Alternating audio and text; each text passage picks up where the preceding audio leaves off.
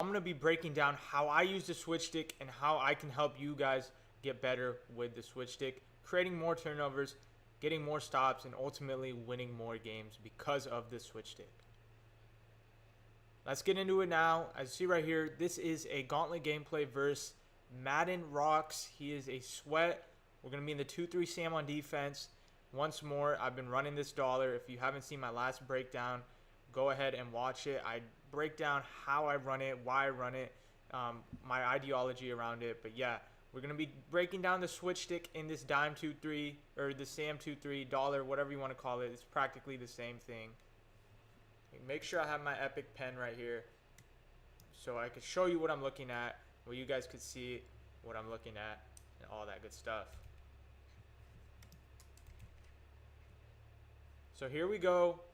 We are playing bunch tight end, and see, notice the first thing he's going to do is motion out that guy on the left. I assume it's a run, but no, it ends up being a pass, and boom, he hits us with that corner route. So first play of the game, it's a feel out play. I'm not sure what he's going to show me.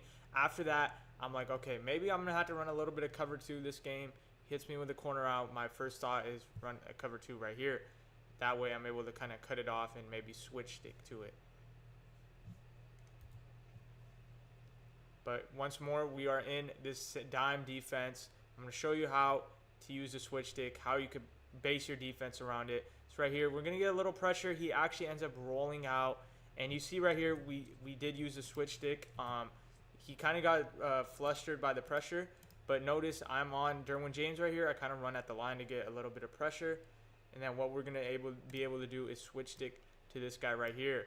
I'm on Derwin James. I'm going to guard this whole area of the field, kind of with Derwin, and at the last second I get onto Sean Taylor with the switch stick.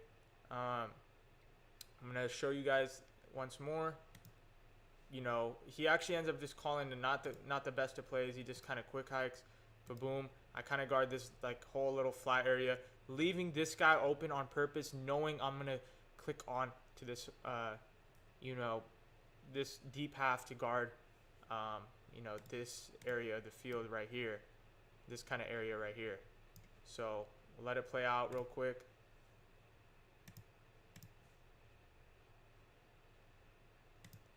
Excuse me.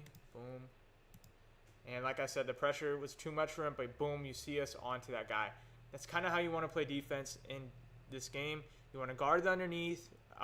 Think a lot of them think that they could throw it over the top, and boom, you hit them with a nasty switch stick just like that. So right here, 2nd and 21, we're going to be in this defense. I'm going to send a little bit of pressure. The pressure here is going to be off the left side, and look at this look right here. I'm going to break it down pre-play, what I'm looking for, what I got. He actually is going to run bunch tight end to the short side. Usually it's the other way around. This is a wide side. So I'm not sure what I'm looking for. I want to say I'm going to go with a kind of look like this, where Sean Taylor is kind of backing off here.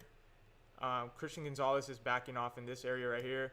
I think this side is going to be to guard the corner routes and any type of thing right there. My user responsibility is this area right here.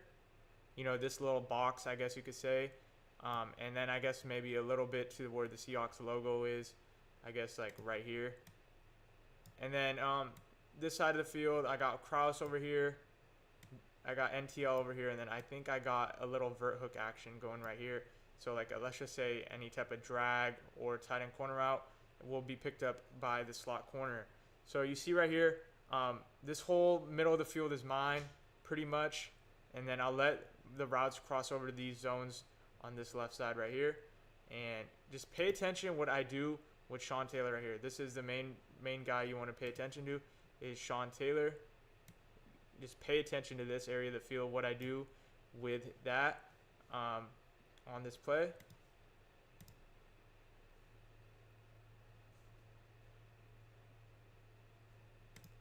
Pay attention to Sean Taylor right here. Boom. I take away his first read with the switch stick. He was on a 2nd and 21. This is kind of what I assumed was going to happen. He was going to force the post because it's 2nd and 21. You see right here, Derwin James is in a 3-rec. I switch stick off, and he's able to guard the drag. Corner out with a vert hook, cloud flat. This might have been a purple. Either way, they played what I needed them to play. And I just knew he was going to try to force a post. And with that, I am able to switch stick him. Ultimately, not even allowing the streak to be open, because I played this quarter right here. He's able to kind of go back into this area of the field rather than this area of the field, and he's able to pick it up perfectly. So Sean Taylor with the switch stick, I do switch stick him on that post. You see, I'm smiling. I'm pretty happy. I'm like, yes, sir. I just read him like a book, like a chess board. I made the right read. I was one step ahead of him. I'm going to fast forward it now a little bit to later on the game. See right here, we are dominating the match. And boom. Here's another play where we use a switch stick to cause a turnover. So he's in a more spread out look. If you are wondering what type of routes he's got on the field, he's got more vertical routes going towards the middle of the field. So what I do to counteract that is I'm gonna put